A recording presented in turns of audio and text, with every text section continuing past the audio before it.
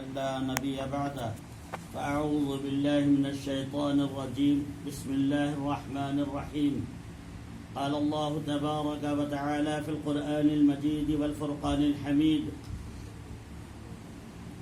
قال إني ذاهب إلى ربي سيهدين رب هب لي من الصالحين فبشرناه بغلام حليم فلما بلغ معه السعي قال يا بني إني أرى في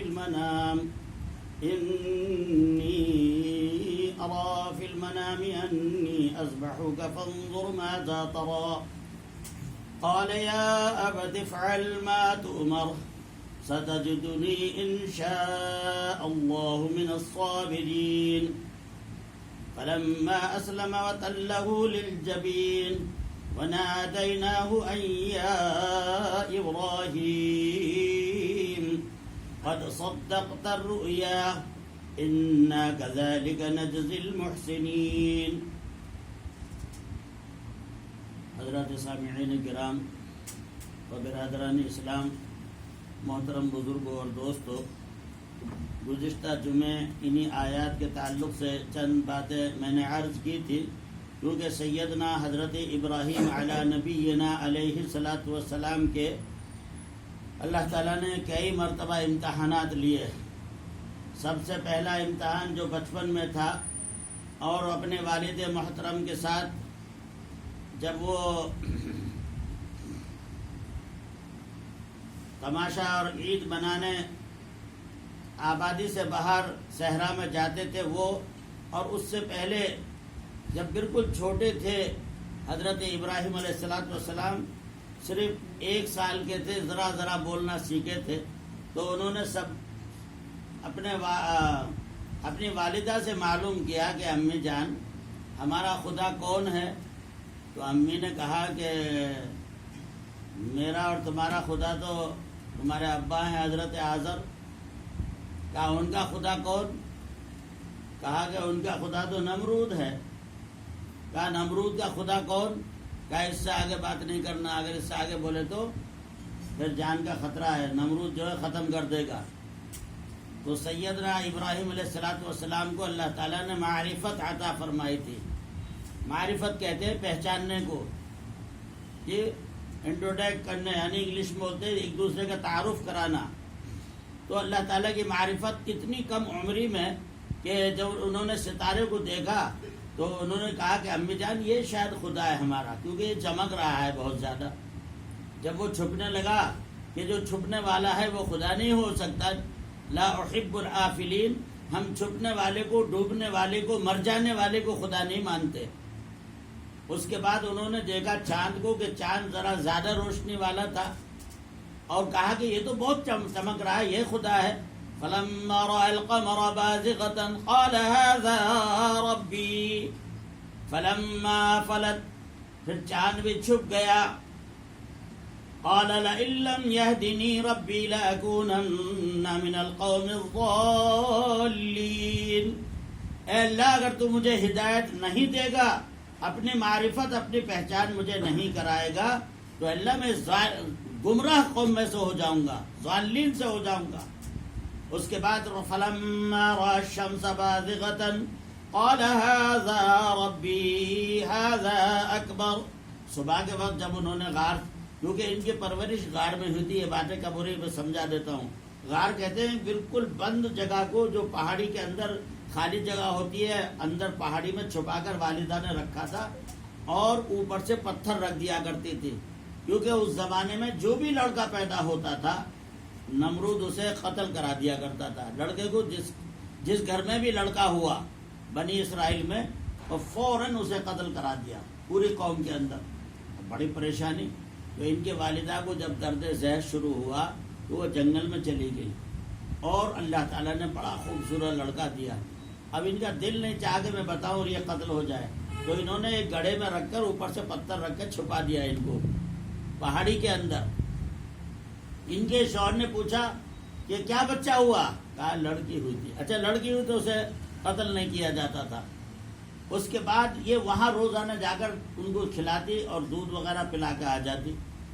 اس کے بعد جب یہ بڑے ہو گئے اور یہ غار سے باہر نکلے تب کہیں یہ باتیں انہوں نے سوال کی، کیونکہ ان کے ہاتھ میں اللہ تعالیٰ نے ایک ہاتھ میں شہد اور ایک ہاتھ میں انگوٹھے میں انگوٹھا پیتے تھے اپنا سارا دن، کیونکہ ماں تو نہیں رہتی تھی، اکیلے رہتے تھے، تو انگوٹھے میں ایک میں شہد نکلتا تھا ایک میں دودھ نکلتا تھا، سمجھے؟ اور 6 مہینے کے ایسے لگنے لگے جیسے 6 سال کے ہوں، وہ 1 سال کے ہوں، یعنی اچھے صحت مند تن و مند خوبصورت تھے بہت زیادہ۔ تو بہرکیف انہوں نے جب یہ سوالات کیے تو اس وقت انہوں نے تمام باتیں کہی تھی۔ جب انہوں نے سورج کو دیکھا، صبح کے وقت سورج بڑی تیزی کے ساتھ نکل رہا ہے اور پورے عالم کو روشن کر رہا ہے، پورے عالم میں روشنی پھیلا رہا ہے اور چمک رہا ہے، تو فلما رأى الشمس بازغة قال هذا ربي هذا اکبر، اور سورج کو دیکھنے والا یہی میرا رب ہو سکتا ہے، کیوں؟ یہ تو بہت بڑا ہے، ستارے سے بھی بڑا، چاند سے بھی بڑا، سورج بہت بڑا ہے۔ فلما فلت، لیکن شام کے وقت سورج بھی چھپنے کے لیے چل دیا۔ ہاں، شام کے وقت سورج بھی جب اس کی روشنی کم ہوتی ہے پیلا ہونا شروع ہوتا ہے اور پھر اندھیرا ہونا شروع ہو جاتا ہے۔ قال یا قوم انی بریء مما تشرکون، انہوں نے کہا اے میری قوم سن لو، میں تم سے اس بات کا عہد کرتا ہوں، میں تم سے بری ہوں جن چیزوں کی تم پوجا کرتے، کیونکہ اس زمانے میں ستاروں کی پوجا ہوتی تھی، چاند کی پوجا ہوتی تھی، سورج کی پوجا ہوتی تھی، وہی طریقہ آج تک چلا آ رہا ہے۔ آج کے لوگ بھی، آج کے ہندو بھی ان چیزوں کی پوجا کر رہے نہیں کر رہے، سمجھے؟ تو کہا ہے قوم میں تو بری ہوں ان چیزوں سے جن کی تم پوجا کرتے ہو، اور فرمایا انی وجہت وجہی للذی فطر السماوات والارض حنیفا وما انا من المشرکین، میں بری ہوں اور میں اپنا چہرہ اللہ کی طرف کرتا ہوں۔ انی وجہت وجہی للذی، یہ آیت آپ لوگ بھی یاد کر لیں، قربانی سے پہلے یہ پڑھی جاتی ہے، اور بسم اللہ اللہ اکبر ذبح کرنے والے بھی پڑھنا اور کھڑے پاس جو لوگ ہیں وہ بھی پڑھنا چاہیے۔ بعض اوقات کیا ہوتا ہے، ایک مسئلہ اور سن لو، کہ قریب میں کھڑے رہتے ہیں وہ کچھ نہیں پڑھتے، تماشا دیکھتے ہیں، اور قصائی جو پکڑ کے رہتا ہے وہ بھی چھری چلا دیتا ہے لیکن بسم اللہ اللہ اکبر نہیں پڑھتا، تو جو چھری چلا رہا ہے وہ بھی اور جو پکڑے وہ بھی، اور جو اس کی ہیلپ کر رہا ہے، بعض اوقات ہم ذبح کرتے ہیں نا، قصائی کہتے ہیں آپ چھوڑ دو ہو گیا میں کر لیتا ہوں، بعد میں وہ کرتا ہے اور وہ بسم اللہ اللہ اکبر نہیں پڑھتا، تو سمجھ لو وہ حرام ہو جائے گا، کوئی کھانا جائز نہیں ہے۔ وہ جس جانور پر بغیر بسم اللہ اللہ اکبر بولے ذبح کر دیا گیا ہو وہ کھانا جائز نہیں۔ اس لیے یاد رکھو یہ مسئلہ کہ سب سے پہلے تو یہ آیت پڑھیں گے جو حضرت ابراہیم نے پڑھی تھی، انی وجہت وجہی للذی فطر السماوات والارض حنیفا وما انا من المشرکین، یہ آیت پڑھنا۔ ان صلاتی ونسکی ومحیای ومماتی للہ رب العالمین، یہاں تک پڑھی جاتی ہے آیت۔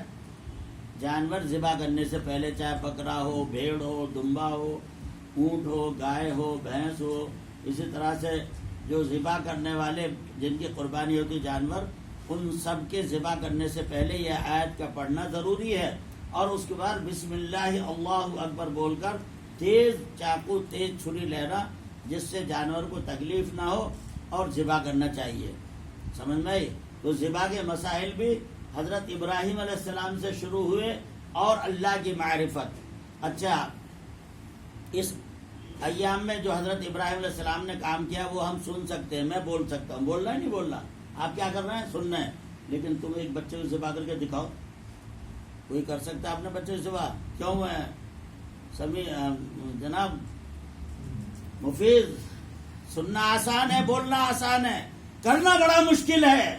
ہم بکرے کی قربانی ذبح کرنے تیار نہیں، بچے کی تو کہاں کریں گے؟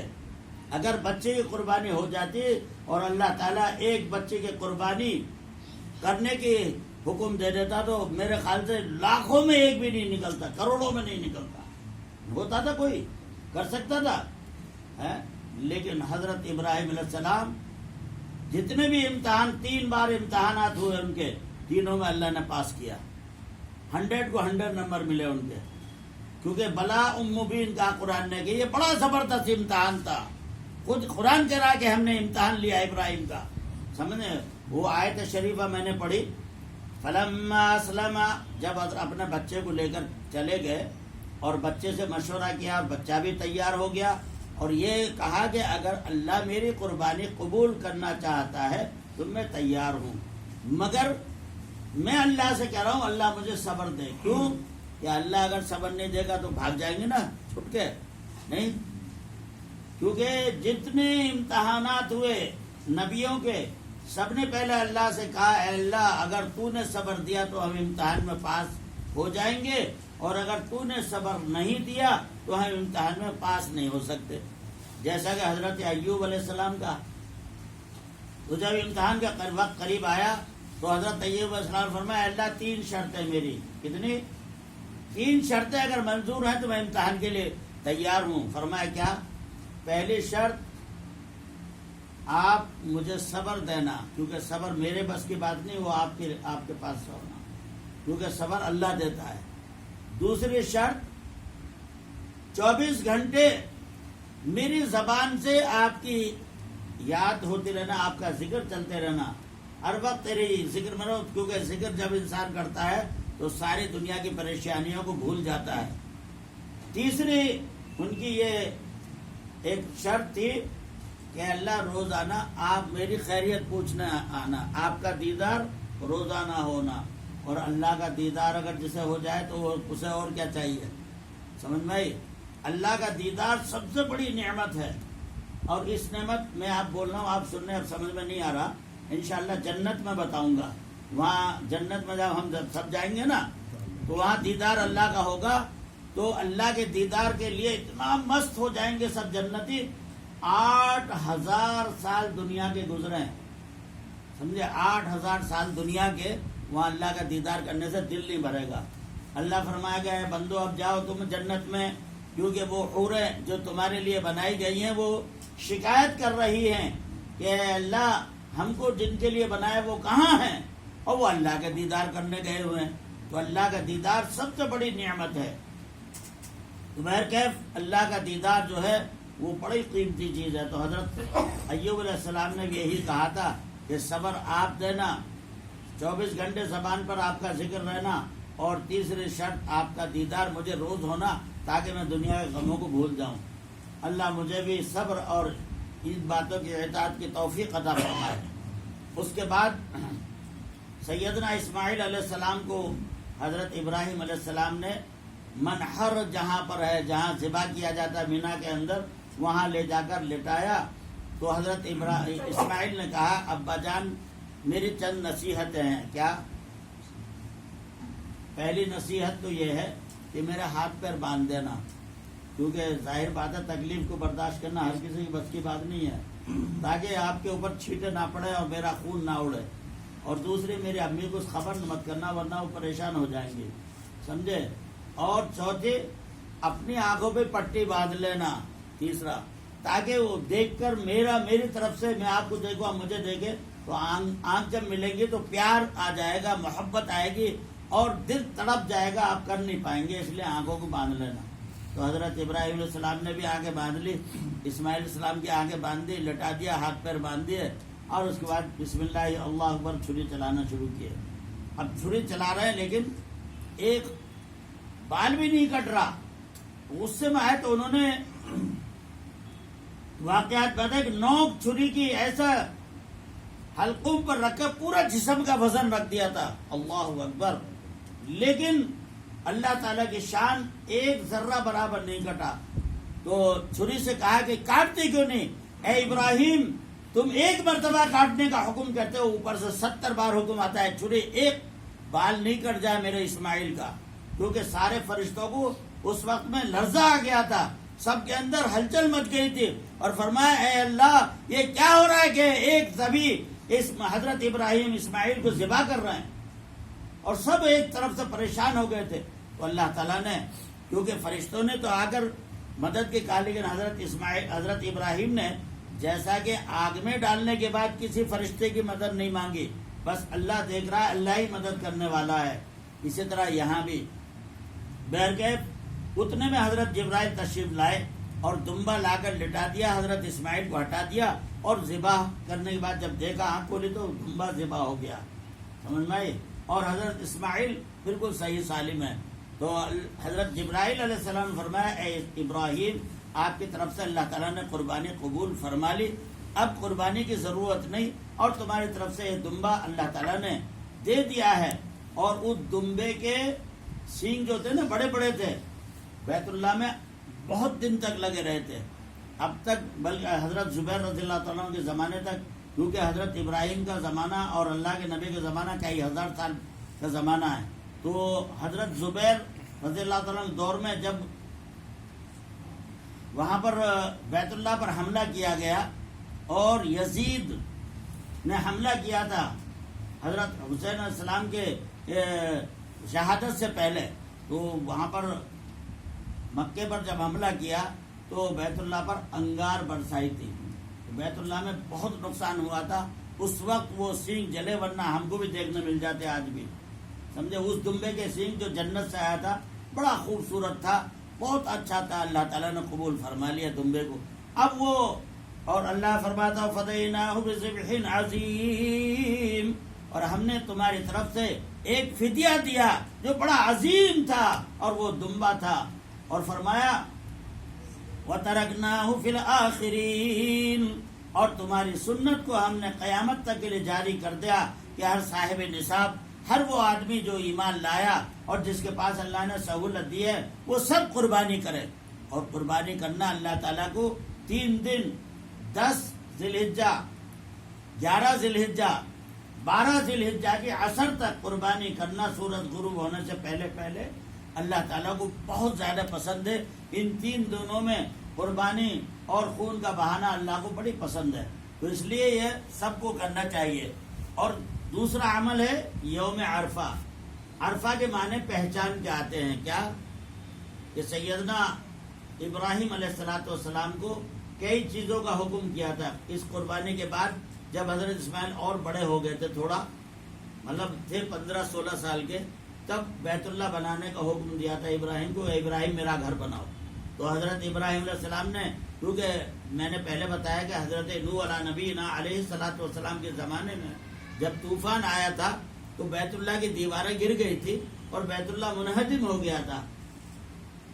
اس کے بعد حضرت ابراہیم علیہ السلام نے وہاں جب کھودا تو وہی دیواریں جو پہلے فرشتوں نے بنایا، سب سے پہلے بیت اللہ شریف، یہ دنیا کے آباد ہونے کی وقت کی بات ہے۔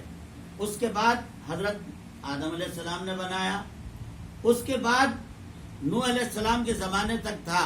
نوح علیہ السلام کے زمانے میں جب پوری زمین پر پانی پانی ہو گیا اور زمین پر کوئی جگہ باقی نہ رہی، بعض روایت میں ملک شام میں پانی تھا، بعض روایت میں سارے دنیا میں پانی پانی تھا اور دنیا میں کوئی چیز باقی نہیں تھی، بس وہی افراد تھے، وہی جوڑے تھے، وہی جانور تھے جو نوح علیہ السلام نے کشتی میں بٹھائے تھے۔ تو اس وقت یہ منہدم ہو گیا تھا بیت اللہ شریف، تو اللہ تعالیٰ نے حضرت ابراہیم علیہ السلام کو حکم دیا تھا کہ اب بیت اللہ کی تعمیر کرو۔ تو معرفت اللہ، اللہ کی پہچان حضرت ابراہیم علیہ السلام کو ہوئی، اس لیے اسے 9 ذی الحجہ کو یوم عرفہ کہتے ہیں، پہچان کا مقام۔ اور بھی بہت سارے وجوہات ہیں، کیونکہ جو میدان عرفات ہے اس لیے بھی عرفہ کہتے ہیں کہ حضرت حوا علیہ السلام اور حضرت آدم علیہ السلام جب جنت سے دنیا میں بھیجے گئے تو نہ کوئی ملک تھا، نہ کسی جگہ کا کوئی نام تھا، پوری زمین تھی، بس سدا خالی تھی، کیونکہ اس سے پہلے انسانوں کی آبادی سے پہلے اس زمین پر جنات آباد تھے۔ جناتوں نے جب بغاوت کی، شرارت کی، فسادات کیے، خون ریزی کی، تو اللہ تعالیٰ نے جنات کو پاک کر دیا زمین سے، اور 10,000 سال تک یہ زمین خالی پڑی رہی۔ اس کے بعد اللہ نے آدم علیہ السلام کو بنا کر اس زمین پر بھیجا۔ تو آدم علیہ السلام کو تو کیونکہ زمین پر کوئی ملک نہیں تھا، کوئی آبادی نہیں تھی، نہ انسان تھے، نہ کوئی جاندار تھے، کچھ نہیں تھا، پوری زمین خالی پڑی، اور پوری زمین کے اکیلے آدم علیہ السلام مالک تھے جب دنیا میں آئے۔ تو وہ آدم مال یہاں پر سری لنکا کے پاس ایک آدم ہل کر کے آج بھی پہاڑ ہے، جو لوگ گئے دیکھا ہے، میں تو نہیں گیا خیر، لیکن سنا ہے جن لوگوں نے جا کر دیکھا انہوں نے آ کر بتایا کہ آدم ہل پہاڑ ہے آج اس کے اوپر آدم علیہ السلام کو اتارا اور حضرت حوا علیہ السلام کو جدہ میں اتارا تھا، اور دونوں حضرت آدم جب حج کرنے کے لیے وہاں پر گئے، بیت اللہ جہاں پر ہے، کیونکہ بیت اللہ پہلے سے تھا، تو حضرت حوا علیہ السلام بھی وہاں پہنچی، تو دونوں کے ایک دوسرے کی ملاقات ہوئی، تو ایک دوسرے کو دنیا میں پہلی بار ملاقات ان کے جنت سے آنے کے بعد، تو اس لیے اس جگہ کو عرفہ کہتے ہیں، عرفات کا میدان، یعنی پہچان کی جگہ جی۔ اور حضرت ابراہیم علیہ السلام کو یہ یوم عرفہ اس لیے کہ پہلے دن خواب دیکھا تھا 9 ذی الحجہ کو، خواب دیکھنے کے بعد، کیونکہ نبی کا خواب سچا ہوتا ہے کہ وہ اپنے بچے کو ذبح کر رہے ہیں، تو انہوں نے مینا میں جا کر 100 اونٹ ذبح کیے تھے 10 ذی الحجہ کو، یعنی جو ہم 10 ذی الحجہ کو ذبح کرتے ہیں نا جانور، اس دن 100 اونٹ ذبح کیے تھے۔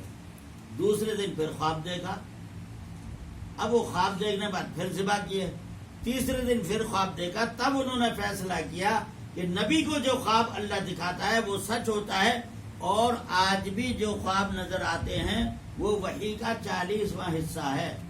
ہاں آج بہت سارے خواب جو دیکھو، بادشاہ اگر وہ خواب دیکھے اس کی تعبیر الگ، عام آدمی خواب دیکھے اس کی تعبیر الگ، ایک ناپاک آدمی خواب دیکھے جو گندا سو رہا ہے اس کا خواب کی تعبیر الگ، ایک پاک صاف آدمی، ایک متقی پرہیزگار آدمی دیکھے اس کی تعبیر الگ، ایک عالم جو قرآن کا سینے کا میں رکھا ہے اور علم کو جاننے والا ہے اس کے خواب کی تعبیر الگ۔ تو خواب کی تعبیر ایک ہی خواب ہوتا ہے۔ اچھا، موسم کے اعتبار سے بھی تعبیر الگ ہو جاتی ہے۔ مثال کے طور پر سردی کے موسم میں اگر ایک خواب دیکھا تو اس کی تعبیر الگ، اگر گرمی میں وہی خواب دیکھا تو اس کی تعبیر الگ۔ تو تعبیریں بدلتی رہتی ہیں، اور اسی طرح سے وقت کے اوقات کے اعتبار سے کہ آدھی رات کے بعد جو خواب دیکھے جاتے ہیں ان کی تعبیر الگ، اور جو صبح کے ٹائم دیکھے جاتے ہیں ان کی تعبیر الگ، جو سورج نکلنے کے بعد دیکھے جاتے ہیں ان کی تعبیر الگ ہوتی ہے۔ تو یہ تعبیر الرؤیا ایک کتاب ہے اتنی موٹی، اس میں خوابوں کی تعبیر کا علم دیا گیا ہے، تو جو لوگ جانتے ہیں وہ جانتے ہیں۔ تو حضرت ابراہیم علیہ السلام نے جو خواب دیکھا تو کہا نبی کا خواب جھوٹا نہیں ہو سکتا، تو 9 ذی الحجہ کو پہلا خواب دیکھا تو معرفت ہوئی ہے خواب کی، اسے پہچان کہتے ہیں۔ دوسرے دن خواب دیکھا تب بھی اونٹ ذبح کیے، تیسرے دن بھی، تو 300 اونٹ ذبح ہو گئے، اور اب یہ خواب نظر آ رہا ہے۔ تو آخر انہوں نے کہا کہ اللہ تعالیٰ جو چہیتی چیز ہے اس کی قربانی چاہتا ہے، اور بیٹے سے زیادہ مجھے کوئی پسند نہیں ہے، کیونکہ بڑھاپے میں پیدا ہوا، بڑی دعاؤں کے بعد اللہ سے دعائیں کرتے تھے، رب ہب لی من الصالحین، اے اللہ مجھے نیک صالح اولاد عطا فرما دے۔ اور اللہ نے کہا فبشرناہ بغلام حلیم، ہم بھی بشارت دیتے ہیں ابراہیم تمہیں ایک نیک اور بردبار بچہ ملے گا جو برداشت کرنے والا ہوگا۔ تو دعا کے بعد ملا، تو تیسرے دن فیصلہ کیا کہ بچے کو ہی لے کر جائے۔